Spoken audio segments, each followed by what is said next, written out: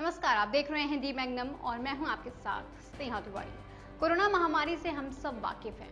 हम सब ने किसी न किसी अपने को इस महामारी की वजह से खोया है, या हम सब में से कोई ना कोई अपने को बचाने के लिए जिद्दोजहद में लगा हुआ है।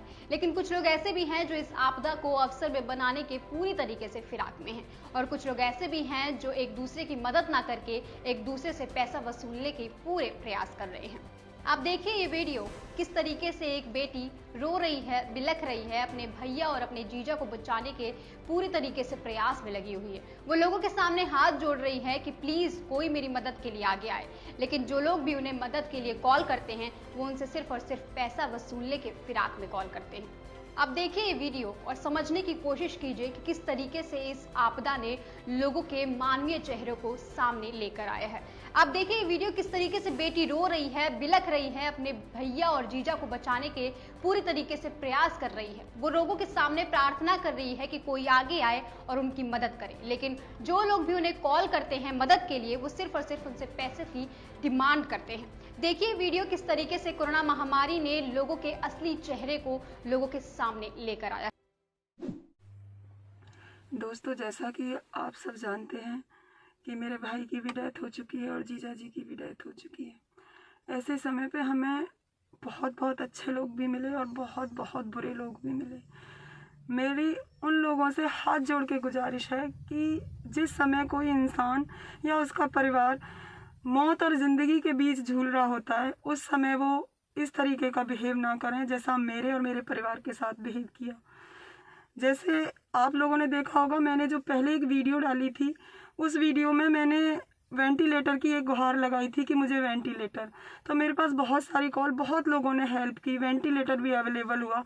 लेकिन मेरे एक ऐसे नॉन ने मुझे कॉल किया कि आपका वेंटिलेटर मिल जाएगा और आप ना अलीगढ़ में आइए, आपको 2 वेंटिलेटर मिल रहे हैं। तो मैंने उनसे पूछा कि आप मुझे हॉस्पिटल का नाम बता दीजिए। तो उन्होंने कहा कि आप बिल्कुल चिंता मत करिए, अलीगढ़ उन्होंने एक मेरे को लोकेशन बताई कि वहाँ पहुँच के हमें कॉल कर लेना और मैं आपको वहाँ खड़ी मिलूँगी और वहाँ पे आपको हम हॉस्पिटल तक ले जाएंगे। मेरे उस समय में इतना प्रेशराइज थी, इतनी परेशान थी, बस मुझे ये था कि मेरे भाई के लिए, मेरे जीजा जी के लिए वेंटिलेटर मिल जाए। लेकिन हुआ क्या कि, और वो नॉन थी और मैं उसको बहुत अच्छे से जानती हूँ, मेरी फ्रेंड है, तो मैंने कोई ज़्यादा वो नहीं, उसने कहा वो हॉस्पिटल लाइन में ही है, तो उसने मेरे को बोला कि आप आ जाइए दीदी, लेके आइए। तो मैंने कहा यहाँ पे मेरे को वेंटिलेटर वाली जो एम्बुलेंस होती हैं वो भी नहीं मिल रही।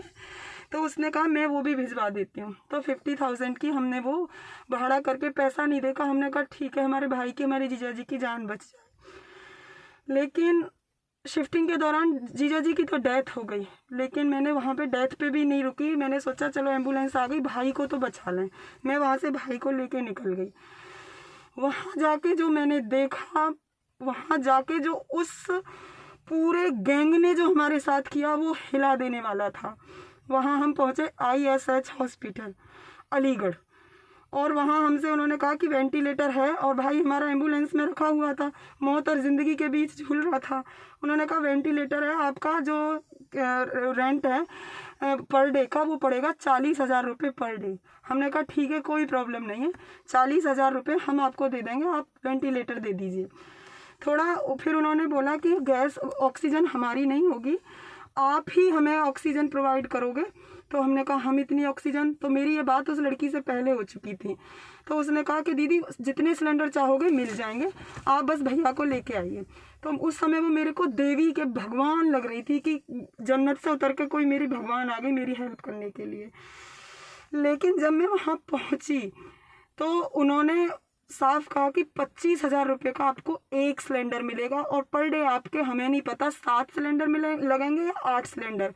दोस्तों मैं हिल गई, मैं क्या करूं। और वो ना तो एम्बुलेंस से मेरे भाई को उतार रहे थे, कह रहे पहले 80,000 2 दिन का एडवांस आप करो और फिर आप 25,000 पर डे के, मतलब पर सिलेंडर के हिसाब से ऑक्सीजन के से, तब हम आपकी कोई हेल्प करेंगे।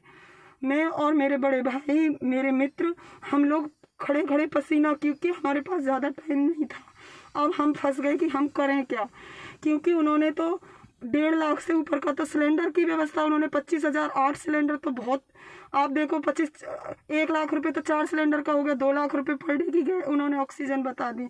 हमने सोचा चलो हम 1-2 घंटे के लिए रख लेते हैं, 1 दिन के लिए रख लेते हैं, इतने हम वेंटिलेटर की और व्यवस्था कर लेंगे। बट इतने ही मेरे किसी और नॉन ने, मतलब बहुत सारी कॉल सी वीडियो डालने के बाद उन्होंने की कि आप फटाफट लक्ष्मी हॉस्पिटल लेके बुलंदशहर पहुंचिए।